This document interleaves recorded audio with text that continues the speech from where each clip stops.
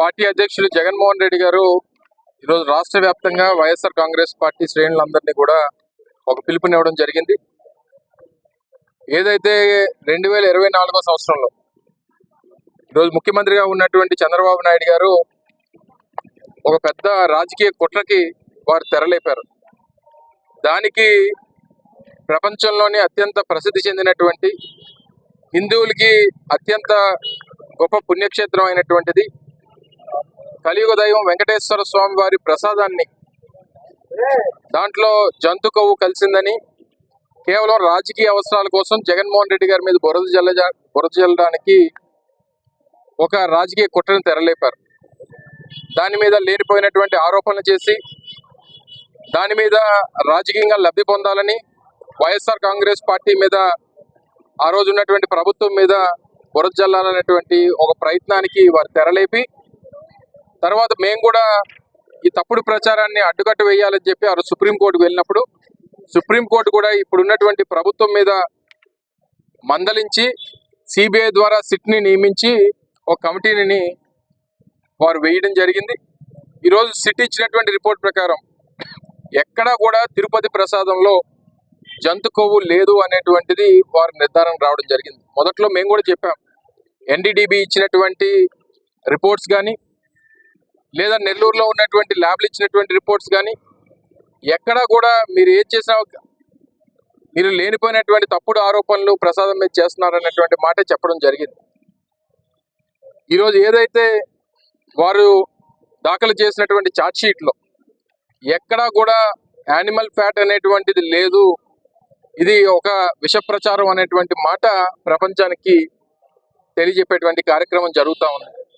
అంటే రాజకీయ అవసరాల కోసం కలియుగ దైవం అయినటువంటి వెంకటేశ్వర స్వామి వారి ప్రసాదాన్ని కూడా మీరు నీచ రాజకీయాలకు వాడుకునేటువంటి దుస్థితికి ఈ ముఖ్యమంత్రి ఈ ప్రభుత్వంలో ఉన్నటువంటి పెద్దలు మీరు ముందుకు వచ్చారంటే అంటే మీకు దేవుడి మీద భయం, దేవుడు అంటే భయం లేదు, ప్రజలన్నా భయం లేదు, కేవలం అధికారం కోసం ఏ గడ్డైనా కరవడానికి మేము సిద్ధంగా ఉన్నాం, మేము సిగ్గు లజ్జ అన్ని వదిలేస్తాం అనేటువంటి విధంగా మీరు వ్యవహరించినటువంటి తీరుని మీకు మంచి బుద్ధి ప్రసాదించాలని చెప్పి ఈరోజు ఆ స్వామివారిని, ఆ వెంకటేశ్వర స్వామి వారిని కోరుకోవడం జరిగింది.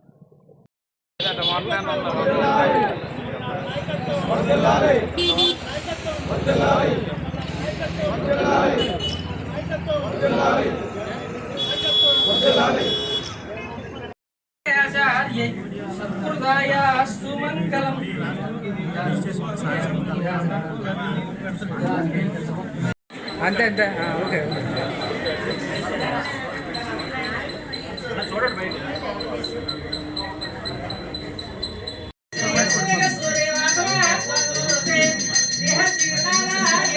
ఉన్నారు. ఇప్పటికన్నా ప్రజలు కూడా మీరు తెలుసుకోవాలి, మీరు కూడా గమనించాలి, మీరు కూడా అప్రమత్తంగా ఉండాలి. ముఖ్యంగా కొన్ని మీడియా ఛానల్, తెలుగుదేశం పార్టీకి కొమ్ము కాసేటువంటి కొన్ని మీడియా ఛానల్స్ ఏవైతే ఉన్నాయో వారు కూడా చివరికి చంద్రబాబు నాయుడు గారి ఊబిలో పడి తద్వారా రాజకీయంగా ఇవన్నీ చేయాలనేటువంటి ప్రయత్నం చేశారు. సో ఇటువంటి పరిస్థితుల్లో తప్పకుండా రానటువంటి కాలంలో ఏదైతే జరుగుతూ ఉందో ఈ జరుగుతున్నటువంటి తప్పుల్ని, చేస్తున్నటువంటి పాపాలని ప్రజలు గమనించాలని, ప్రజలు తెలుసుకోవాలని చెప్పి మరొకసారి ఈ సందర్భంగా తెలియజేసుకుంటూ ఈరోజు ఈ కార్యక్రమం కూడా అందుకనే ఆ దేవుణ్ణి కోరాం.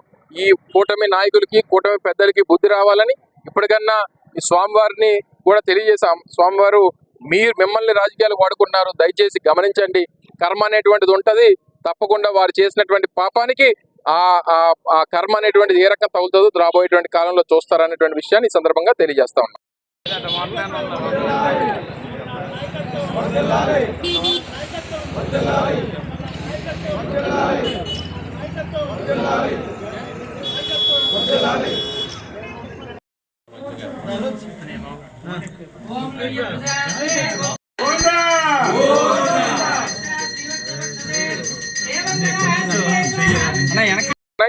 ఇప్పటికన్నా మీ రాజకీయాలు నేరుగా మీకు చేతనైతే, మీకు 40 సంవత్సరాలు 45 సంవత్సరాలు రాజకీయ అనుభవం ఉంది, నాకన్నా గొప్ప సీనియర్ లేడు, నాకంటా పెద్ద నాయకుడు దేశంలో లేడని చెప్పుకుంటారు కదా, మీకు దమ్ము ధైర్యం ఉంటే నేరుగా రాజకీయంగా తలబడండి.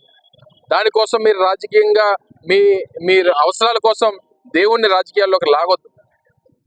మీతో పాటు ఉన్నటువంటి పవన్ కళ్యాణ్ గారు అయితే ఆయనకి ఎప్పుడూ గుర్తులేనటువంటి సనాతన ధర్మం గుర్తొచ్చింది. ఆయన వెళ్ళి గుడిమెట్లు కడిగారు, ఇదేదో పాపం జరిపోయినట్టుగా చిత్రీకరించేటువంటి ప్రయత్నం చేశారు. మరి ఇప్పుడు ఏం మాట్లాడతారు